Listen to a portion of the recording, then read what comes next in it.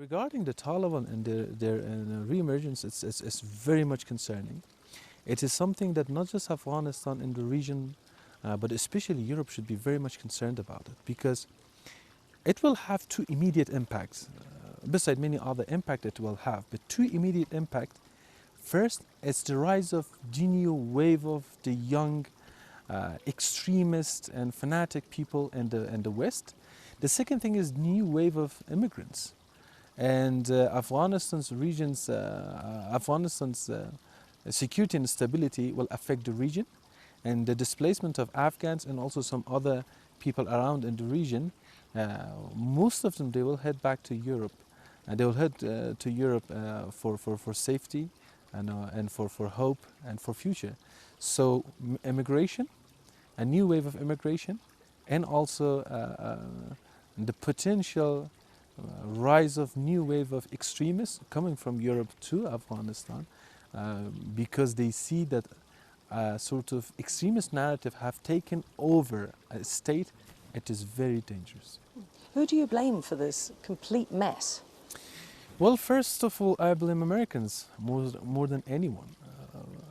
The deal they made with the Taliban, they gave them the moral boost that they needed and the sort of recognition that they needed.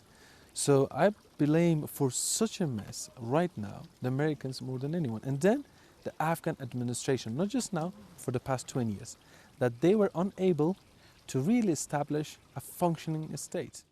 What is your capability in taking on the Taliban? Because I guess that's what everyone wants to know. Well, myself, I have a commitment to the people of Afghanistan as a new generation. Our previous generations, they all vowed to serve this country and to help it, to support it, to defend it. And we, new generation, we are we are vowing to do the same thing, to really defend the values of Afghanistan, the values of Afghan people, and to defend this country. What makes you think the people here would be prepared to fight, and how many? I mean, are we talking hundreds or thousands? So the people of Afghanistan, I can say in thousands of thousands, they are ready to pick up arms, to join the uprising group, to join the groups that wants to defend this country.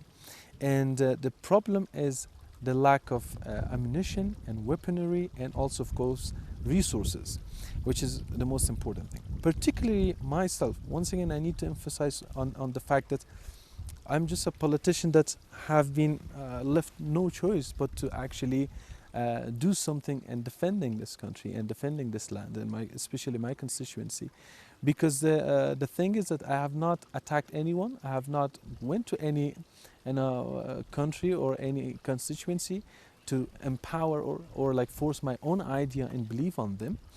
But we need to defend our own values, our own home, our own country, because there has been a war coming at us.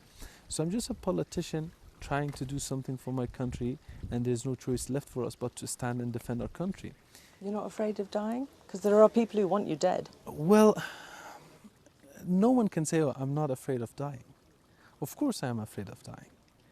But what is more sacred cause than defending the people, the innocent, defending the civilian, and defending democracy, people rights, human rights, women's rights, freedom of speech, and freedom above all.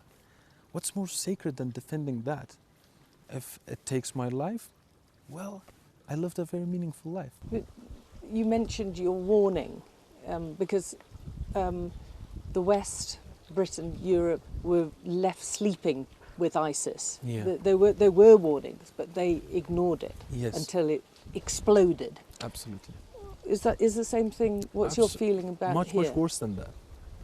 Because the thing about the Iraq is that the geography was easy to really for the international coalition forces to push back the ISIS and to really to target them.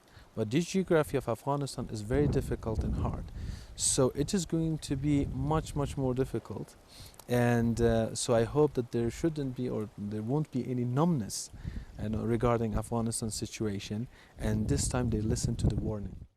They say they've changed. The Taliban say they've changed, that they're more moderate. Do you believe them in any way? No, they have not changed. They do not want peace. They do not want to establish a just and good government, a moderate one.